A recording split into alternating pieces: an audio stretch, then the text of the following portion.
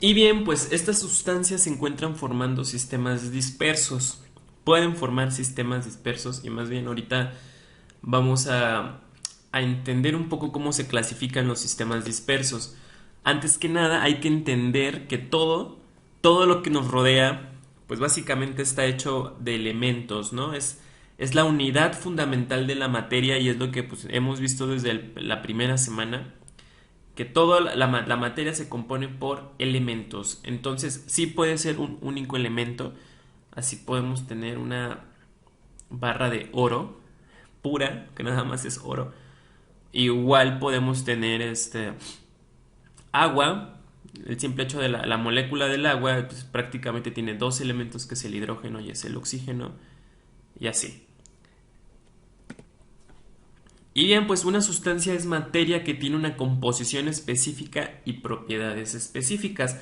Al referirme a estas propiedades, quiero decir que pues también tienen propiedades físicas y también tienen propiedades químicas.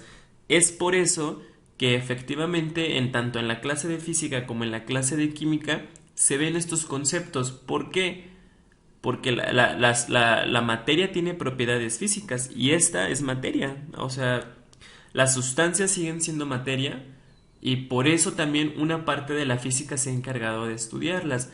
Y también porque la física tiene un área especial que junto con la química pues ha formado la físico-química y se encargan del estudio pues principalmente de estas relaciones, ¿no? Que se pueden formar en las sustancias.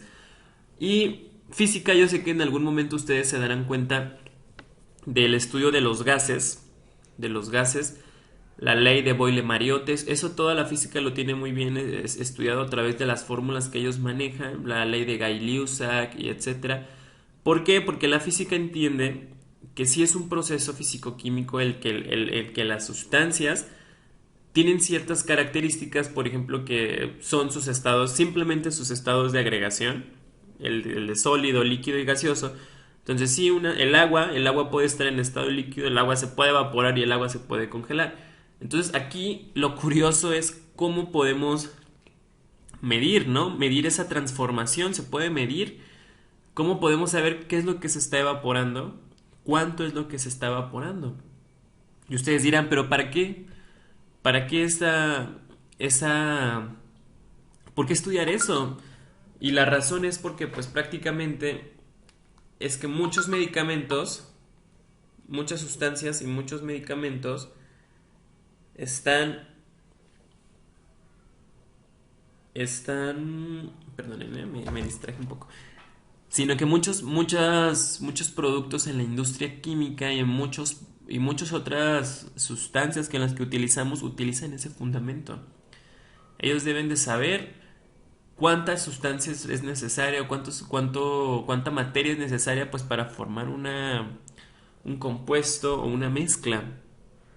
Entonces, cada elemento de la tabla periódica es una sustancia pura y cada compuesto puro pues es una sustancia. El término sustancia es bastante común y tiende a ser utilizado, ¿no? Por muchas personas pero prácticamente nos basta conocer un poco la esencia, ¿no? de este concepto. Y pues una sustancia es simplemente una forma pura de la materia y es aquella que es materia que contiene solamente un tipo de átomo o molécula. Lo contrario a una sustancia es una mezcla.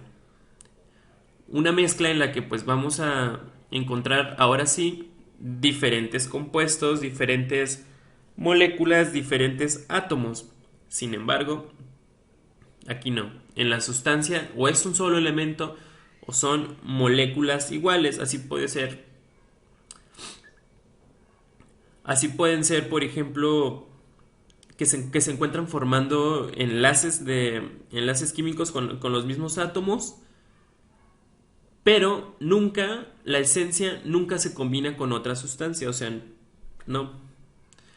Y en cambio, en la mezcla sí, y existen dos tipos de mezclas, la mezcla homogénea y la mezcla heterogénea. Y ustedes dirán cuáles son las diferencias entre estas mezclas. Pues prácticamente es ver la fase en la que se realiza la disolución. ¿Sí? ¿Está todo claro hasta aquí, chicos? ¿Todo claro? ¿Alguna pregunta?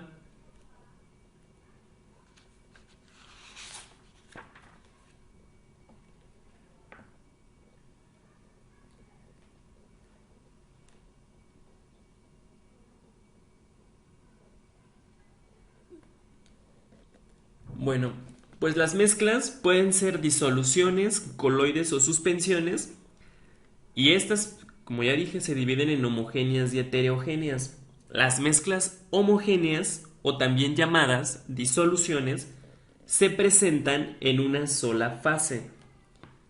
Ustedes dirán, ¿qué es una fase? Pues una fase es la región de un sistema químico que presenta sustancias con características físico-químicas definidas y que se encuentran separadas de otras regiones por interfaces en las cuales hay cambios súbitos de propiedades físicas y químicas.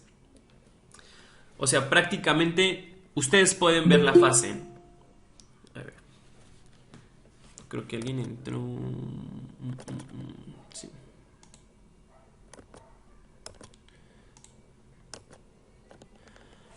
Ustedes pueden ver esa fase en la que pues las mezclas, las sustancias se mezclan, literal como su nombre lo dice. Aquí está el ejemplo, vean, por ejemplo, una mezcla heterogénea. Pueden ver el típico caso del aceite y el agua. Ustedes están viendo que hay dos sustancias ahí. Pero ¿qué tal con un perfume? ¿Qué tal cuando hacen un agua de limón? ¿Qué tal cuando mezclan el bicarbonato con agua para, no sé, hacer enjuagues bucales o algo así?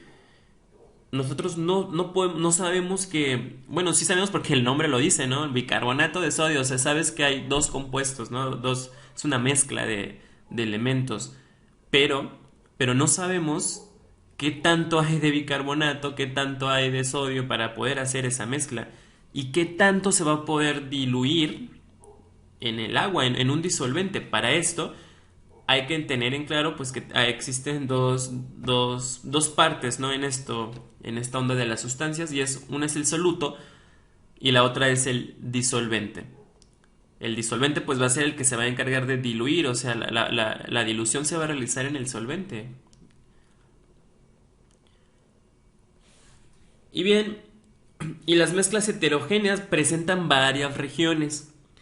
Es decir, tienen o dos más fases con propiedades que dependen a su vez de las propiedades de cada componente. ¿Qué otros ejemplos de mezclas homogéneas conocemos? Pues el agua de mar, ¿no? Están disueltas diversas sales como el cloruro de magnesio, cloruro de sodio y cloruro de calcio. Y una mezcla heterogénea puede ser la clásica, ¿verdad? Ya les comentaba la mezcla de agua y aceite. Y que alcanzamos a ver esas regiones marcadas. O una ensalada, simplemente no, pues no se pueden mezclar todos los compuestos, ¿verdad? Lo vemos. O aventar unas monedas en el agua.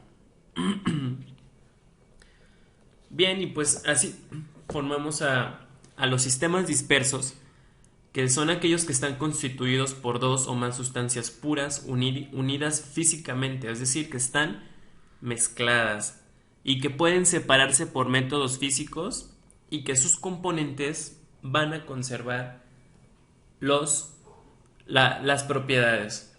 Entonces, los sistemas dispersos prácticamente son mezclas, ¿sí? Y pueden ser soluciones, pueden ser coloides o pueden ser suspensiones.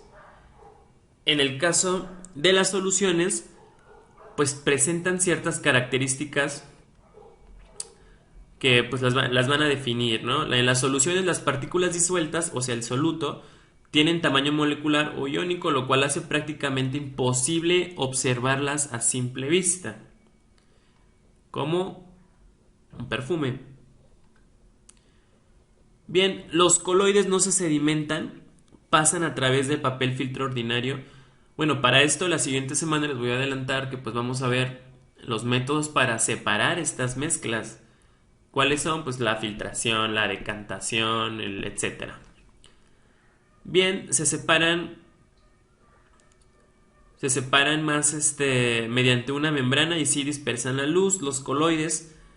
Y además, pues prácticamente un coloide es una mezcla en la que el soluto está formado por partículas muy pequeñas que se encuentran en suspensión en un líquido sin precipitar y tienen un diámetro inferior al de una suspensión, pero mayor que las partículas de una solución. Es decir, los coloides están es un tipo de mezcla, ¿no? Que está ahí a la mitad entre las mezclas homogéneas y las heterogéneas, ¿no? Ahí está, es una fase intermedia.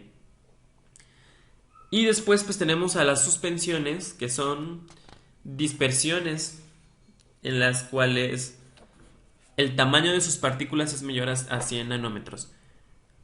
Y por razón por la cual se sedimentan en reposo. Entonces, vean, tienen ciertas características físicas y químicas que van a ser únicos a cada una. Entonces, los sistemas dispersos son tres: soluciones, coloides y suspensiones. Y con estas características se pueden clasificar de acuerdo a la naturaleza con la que pueden hacer con sus propiedades físicas, perdón, con las propiedades físicas y químicas que poseen, se pueden clasificar de acuerdo a estos criterios. Por ejemplo, observen de manera general que soluciones y coloides no se sedimentan y las suspensiones sí se sedimentan en reposo. Unas sí se pueden separar por filtración, otras no, otras necesitan otro método, algunas sí a través de una membrana. Por ejemplo, las soluciones no dispersan la luz, a diferencia de los coloides y las suspensiones. Bien, ejemplos de sistemas dispersos que vamos a encontrar en nuestro entorno, pues prácticamente, les digo, vivimos rodeados de sustancias y pues tenemos a la mantequilla, el agua de mares, el queso, el aire, la gasolina, los productos de limpieza del hogar, medicamentos y pues los líquidos corporales también, porque los mismos fenómenos que estamos estudiando ahorita a través de las mezclas también suceden dentro de nuestro organismo.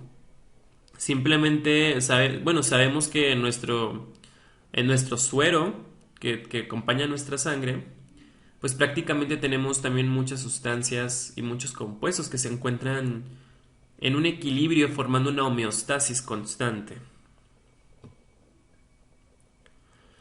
¿Cuáles son las características de las soluciones? Pues que el soluto disuelto tiene tamaño molecular o iónico. Cuando son líquidas son transparentes y no dispersan la luz. El soluto permanece distribuido uniformemente en la solución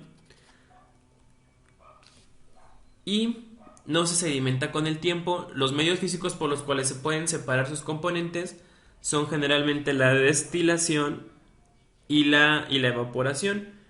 Pero estos métodos de separación los vamos a ver más adelante, pero hay que irlos teniendo presentes porque los vamos a ocupar. Bien, pues aquí esta tabla me gusta porque prácticamente ejemplifica todo estos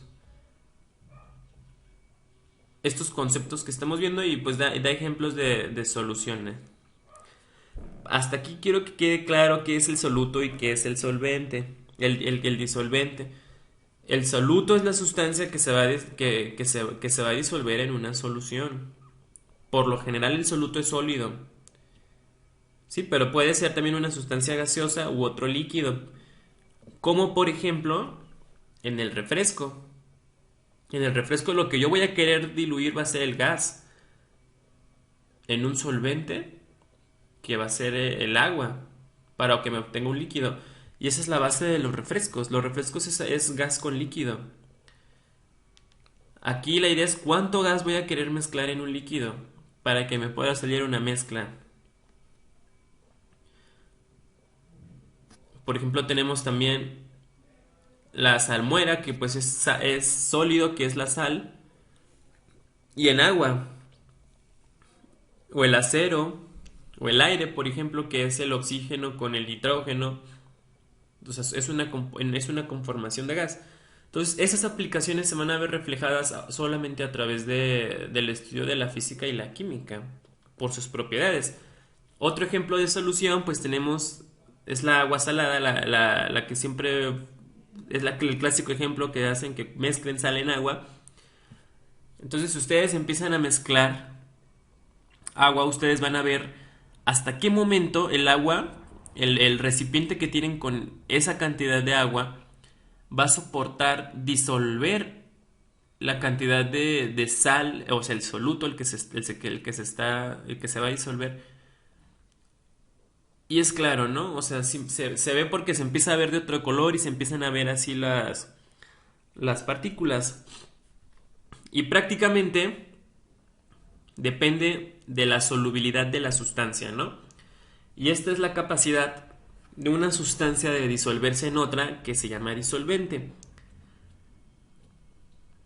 Pero también hace referencia a la masa de soluto que se puede disolver en determinada masa, ¿no? De disolvente es lo mismo.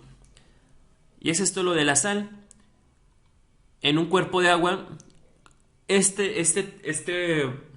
recipiente que tiene, no sé, 500 mililitros de agua, ¿cuánta sal, cuánta sal va a necesitar, ¿no? Para que se obtenga una mezcla homogénea o se obtenga una mezcla heterogénea?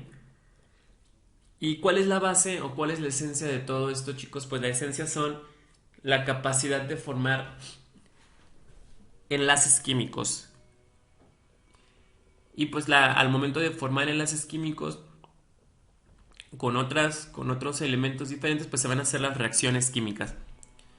Y esto lo vieron en Química 1, la parte de los enlaces químicos. Y sí, pues el agua es el líquido universal. ¿Por qué? Porque es la molécula del agua, que es de hidrógeno y oxígeno, tiene la capacidad de unirse pues a diferentes elementos por sus características y propiedades físico-químicas.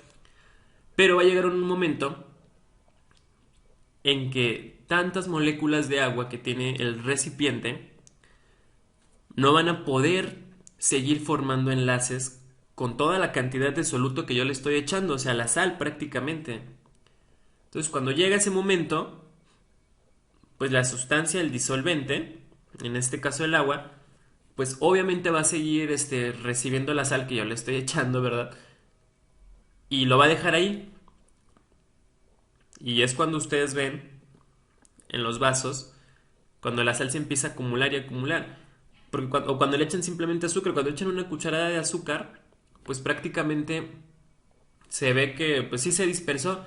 Pero por ejemplo cuando le echan 10 cucharadas de azúcar, se empiezan a dar cuenta que se está precipitando y se va al fondo. Se sedimenta el azúcar porque ya el agua, la solución, el disolvente, el solvente, ya no puede disociar, ya no puede enlazar y poder crear una mezcla homogénea.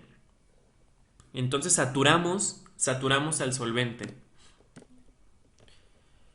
Entonces, pues, ¿qué factores va a depender la solubilidad? Pues una del soluto y del solvente, porque pues prácticamente lo semejante, ¿no? Va a disolver a lo semejante. O sea, va a ser muy diferente que quieran mezclar oro con agua, ¿no? Entonces, eso es algo muy extraño y pues no se va a poder formar una mezcla. Entonces, entre sustancias cercanas o que compartan ciertas características, pues va a depender mejor que se haga la solubilidad.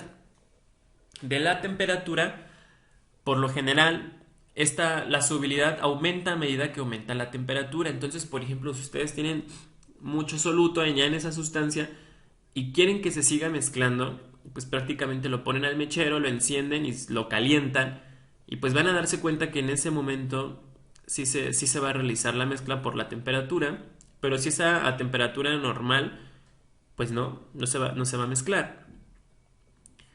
Y la presión también cuando se influye cuando uno de los componentes de la solución es gas.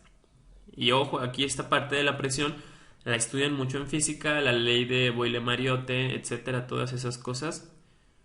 Incluso esto es una ley. La presión y la solubilidad de un gas son directamente proporcionales. Y de acuerdo a la solubilidad de una sustancia se clasifican en tres, y esto yo sé que ya lo han visto desde la primaria, ¿verdad? Y son saturadas, insaturadas y sobresaturadas. ¿Sí? La, la dilución saturada, pues quiere decir que prácticamente mantiene un equilibrio, ¿no? Entre el soluto y el disolvente, como ustedes lo pueden ver. La insaturada, pues es aquella en la que todavía no alcanza un nivel un nivel más alto, ¿no? De estar recibiendo soluto. Sin embargo, se sigue apreciando más el disolvente, pero el soluto está presente. Y en el caso de la sobresaturada, pues como su nombre lo dice, pues prácticamente el soluto ya excedió la capacidad máxima que tiene el disolvente para mantener una solubilidad.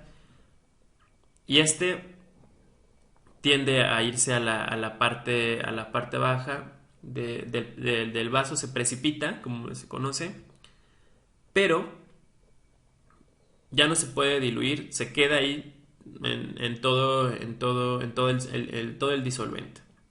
Y por eso se le conoce como sobresaturada.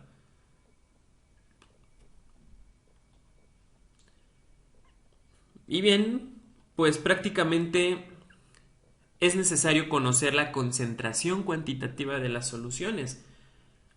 A mí me interesa saber, por ejemplo, en este vaso, pues cuánto cloruro de sodio tiene el agua.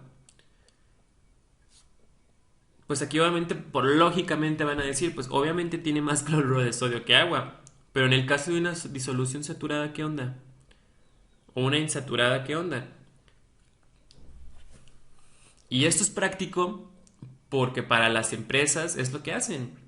Las empresas como la Nestlé, la Coca-Cola, todos hacen estos cálculos para realmente determinar, ok, mira, para una botella, una Coca-Cola de 600 mililitros, ¿cuánto gas le vamos a poner? O sea, no le podemos seguir poniendo mucho gas porque en algún momento si le sigues metiendo gas, pues va a explotar. Entonces, ¿qué tenemos que hacer? Ok, calcular esas, esas cantidades, ¿no? De esas mezclas, los compuestos de esas mezclas. Y para eso, vamos a ver esta semana que existen prácticamente diferentes fórmulas que tanto en química y en física se ocupan. Y pues es prácticamente con lo que hemos trabajado desde la segunda semana, la parte de la molaridad. Y aquí se van a agregar dos nuevos conceptos, ¿no? Que es la molalidad y la normalidad. Y el porcentaje en masa y el porcentaje en volumen. Entonces tengan muy en claro que esta semana pues prácticamente sí vamos a ver las características generales. Esto fue un resumen, ¿no? Prácticamente de lo que se va a ver en la semana. Pero al final hay que hacer hincapié en que es necesario saber, saber medir todo lo que queremos utilizar para mezclar. Porque si no lo medimos, pues puede haber accidentes, puede haber como les explico, o sea, la Coca-Cola en algún momento va a explotar esa botella. Pero para esto la Coca está consciente de que tiene un volumen, que si es un envase de 600 mililitros, y que cuánto va a disolver ahí. O sea, aquí para esto, pues la Coca ya sabe que para 600 mililitros necesita tanto porcentaje de masa o tanto porcentaje de volumen. Y esto es y se calcula esto a través de estas fórmulas y de todas las sustancias. Así que sí, vamos a ver un poco de problemas igual con las sustancias, pero pues al final es un poco práctico, ¿no? Todo esto. Y no sé si tengan dudas, chicos, o preguntas al respecto.